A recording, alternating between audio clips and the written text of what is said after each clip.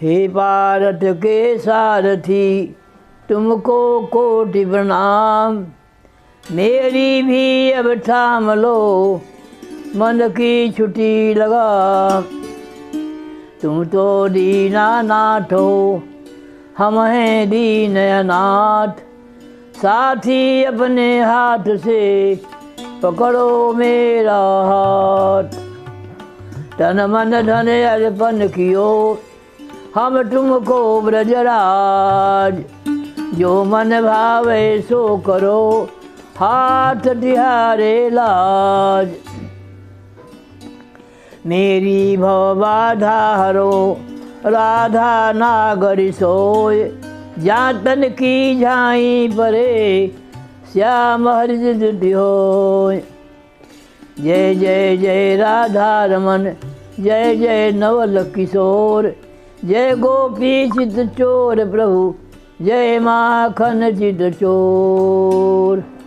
हरि ओम नमो भगवते वासुदेवाय।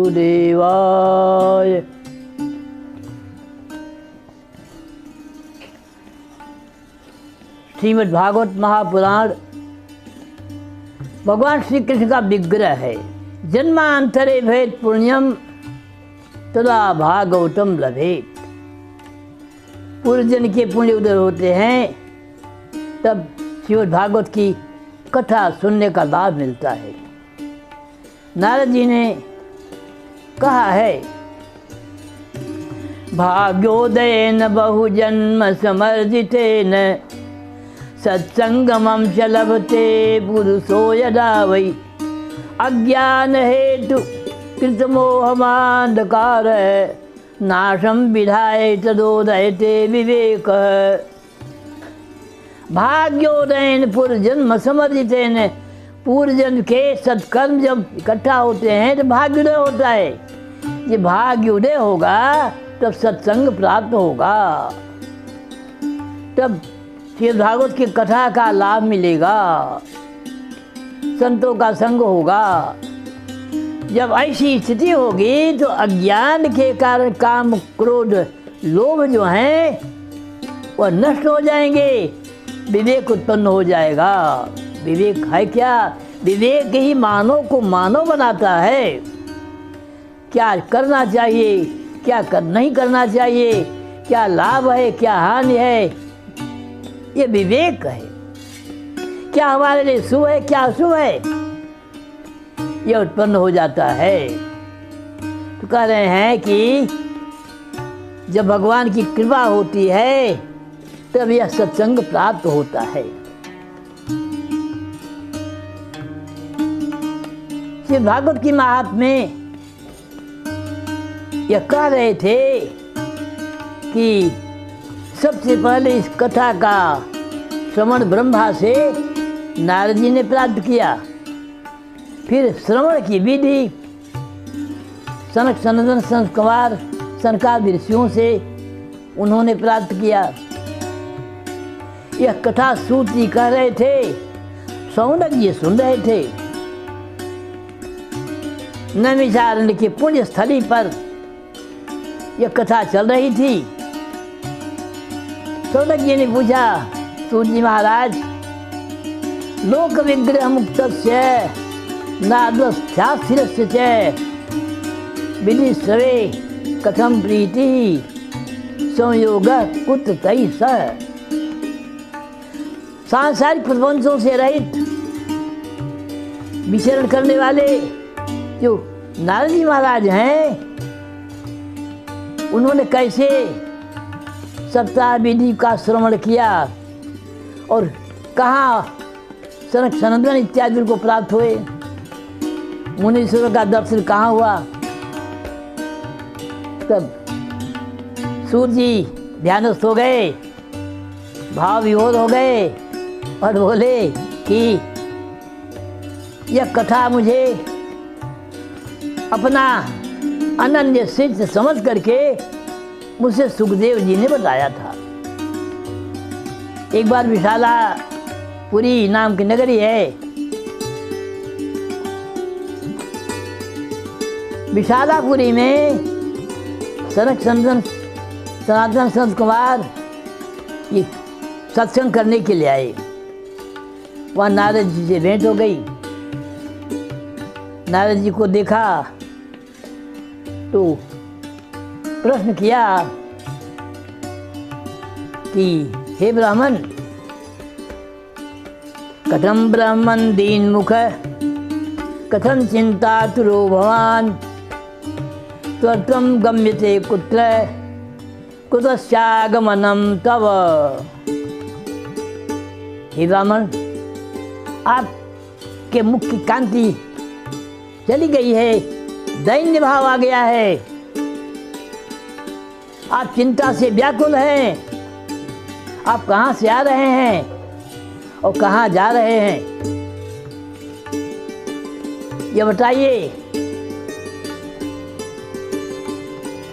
ये पूछा तो नारद जी बोले कि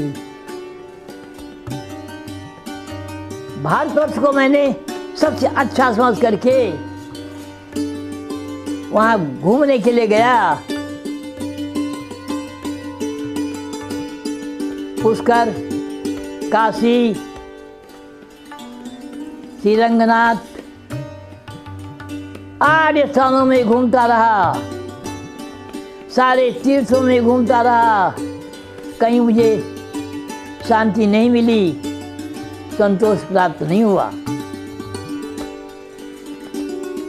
कलयुग का आगमन हो चुका था, लोग मंद सुमंद हो गए थे, किसी तरह से जीविका चला रहे थे, असत्य बोल रहे थे और तप दान इत्यादि नहीं दिखाई पड़ रहा था। यह देखता हुआ घूमता रहा, शांति नहीं मिली। अट्टशूला जनपदा शिवशूला जाते हैं कामिन्य केशशूलिन्य भवन्ति संभवन्ति कलौ ही है। अट्टशूला जनपदा, कलयुग में अनाज दिखेगा, लोग खाएंगे बाजार में, और शिवशूला द्विजाते है, ब्राह्मण वेद बेचेंगे, जगह जगह कथा कहेंगे। और कहने का तात्पर्य ये सब कलयुग में होगा और हो रहा है, ऐसा मैंने देखा। घूमते घूमते जब आया यमुना के किनारे ब्रज में, वहाँ वृंदावन में पहुँचा मैंने एक बड़ा भारी आश्चर्य देखा। एक युवती बड़ी सुंदरी है, बीच में बैठी हुई है, रो रही है, दुखी है।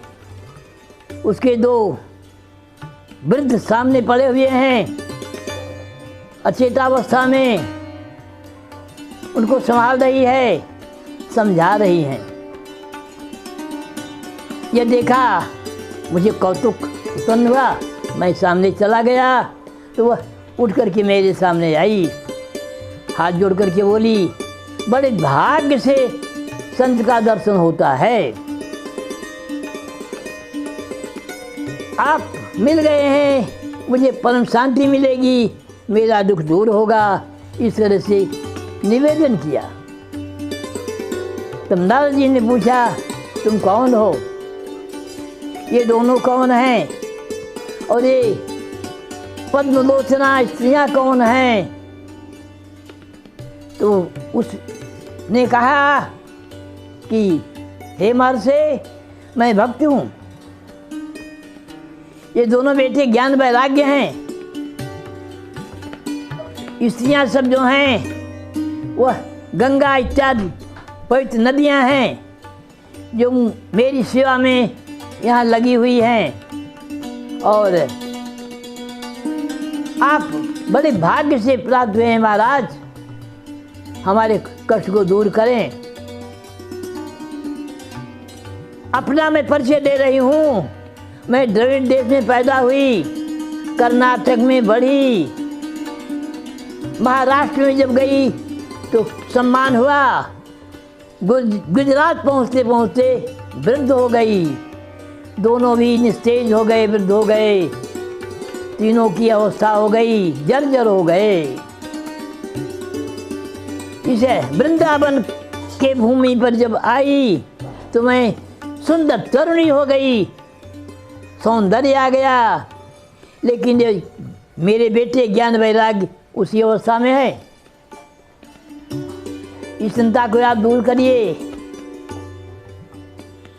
आप संत हैं, बड़े भाग्य से आपका दर्शन हुआ है। तब नारद जी ने ज्ञान दृष्टि से अपनी आत्मा में देखा, थोड़ी देर चुप रहे, फिर बोले, हे भक्ति, यह दारुण कलयुग है। तप दान इत्यादि सब लुप्त हो गए हैं, नास्तिक हो गए हैं, पाखंडी हो गए हैं, कहीं शुभ कर्म नहीं है। यह दारुण कलयुग का प्रभाव है, इसलिए यह दशा है। लेकिन धन्यम वृंदावनम यत्र भक्ति नृत्यति सर्वदा, कहा कि वृंदावन धन्य है जहाँ भक्ति नृत्य कर रही है। तुम तरुणी हो गई, लेकिन यहाँ ज्ञान वैराग्य को पूछने वाला कोई नहीं है, इसलिए ये जर्जर हैं, अचेतन हैं। ये नारद जी ने कहा, तो कहा भक्त ने कि मैं तरुणी, ये दोनों वृद्ध हैं, जबकि इनको तरुण होना चाहिए, मुझे वृद्ध होना चाहिए। तो नारद जी ने कहा दारुण कलयुग का प्रभाव है, वह युग धर्म है। कहा हर जो है वह युग का प्रभाव इसलिए देख रहे हैं, युग धर्म है। तब भक्त ने निवेदन किया कि महर्षि, राजा परीक्षित ने क्यों कलयुग को नहीं मार डाला? दिव्य के लिए निकले थे, कलयुग को नष्ट कर देते। तब महर्षि बोले कि हे भक्ति, वह राजा परीक्षित भंवरे की तरह से सारग्राही थे। यत्फलं नास्ति तपसा न योगेन समाधिना तत्फलं लभते सम्यक् कलौ केशव कीर्तनात्। जो फल तपस्या से, योग से, समाधि से नहीं प्राप्त होगा, वह कलयुग में केवल नाम संकीर्तन से प्राप्त हो जाएगा। यह समझ करके राजा परीक्षित ने कलयुग को स्थान दिया, उसका वध नहीं किया। इस तरह का करके नारद जी ने कहा कि हे भक्ति, ब्राह्मण जगह जगह, घर घर धर्म की लोभ से कथा कर रहे हैं, इसलिए कथा का सार चला गया। तीर्थों में पाखंडी विराजमान हैं, उनमें न सत्य है, न तप है, न धर्म है, उसका सार चला गया। जो लोभी हैं, कामी हैं, यह तप करके ढोंग कर रहे हैं, इसलिए उसका सार चला गया। कलयुग में सब सार समाप्त हो गए। यह कलयुग का प्रभाव है, युग धर्म है। और हरि संते करिष्यति, हे भक्ति, हर तुम्हारा कल्याण करेंगे, उन्हीं का ध्यान करो। इस तरह से भक्त को आश्वासन दिया कि युग धर्म है, इसलिए भगवान विराजमान होने पर भी देख रहे हैं, कुछ कर नहीं रहे हैं, इसलिए हरि संते करिष्यति, भगवान तुम्हारा कल्याण करेंगे। इस तरह से भक्त को समझाया। भक्त बड़ी प्रसन्न हुई और भक्त बोली, हे महर्षि, आपका दर्शन धन्य है, बहुत बड़े भाग्य से आपका दर्शन हुआ। आपके उपदेश से प्रहलाद माया से मुक्त हो गए और आपके उपदेश से ध्रुव को अचल पद प्राप्त हुआ। आप धन्य हैं। इस तरह से महर्षि को भक्ति ने नमस्कार किया। हरि ओम। ओम नमो भगवते वासुदेवाय। हरि ओम। राधा कृष्णाभ्याम नमः। अच्युतं केशवं राम नारायणम्। अच्युतं केशवं राम नारायणं कृष्ण दामोदरं वासुदेवं हरिं श्रीधरं माधवं गोपिकावल्लभं श्रीधरं माधवं गोपिकावल्लभं जानकीनायकं रामचन्द्रं भजे जानकीनायकं रामचन्द्रं भजे। हरि ओम नमो वासुदेवाय।